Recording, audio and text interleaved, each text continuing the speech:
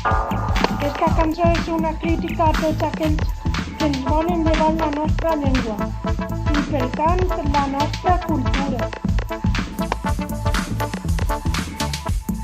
No sé què teniu en contra d'aquesta bonica llengua si sempre s'ha parlat i sempre s'ha acceptat. Per què voleu despersar ella d'aquesta manera?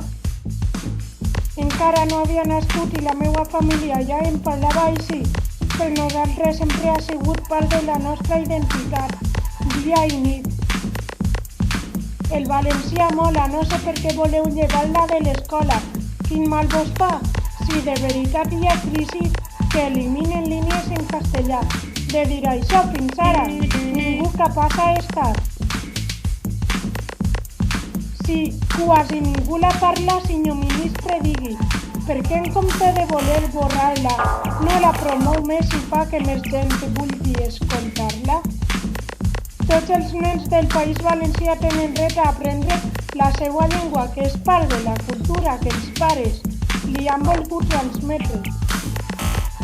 No pretenc ser famosa en este rap, només vull deixar clar a qui ens governa i també a la gent ignorant que si el nostre llenguatge és poc parlat, la solució no és ignorar-lo pas. No ho és la solució.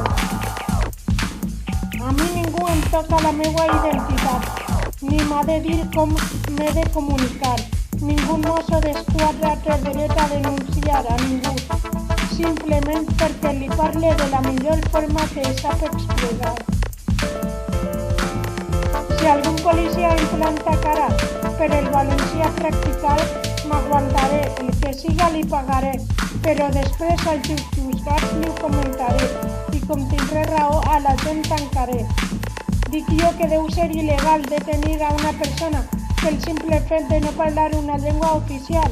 En compte de voler aprendre, es creuen de braços i mentre ja de passada l'atur augmenten, perquè no la parlen la majoria, pensen, i per tant, si lleven classes, tiren als mestres.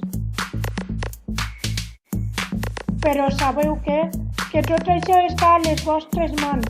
Només es tracta de parar-se a reflexionar. Que, mentre hi hagin persones que parlen, mai es morirà. No ens rendirem tan fàcilment davant les amenaces. Canviar el pensament de tota la gent que la parla mai no aconseguiran, ja que farem força entre tots i els posarem de 4 grapes.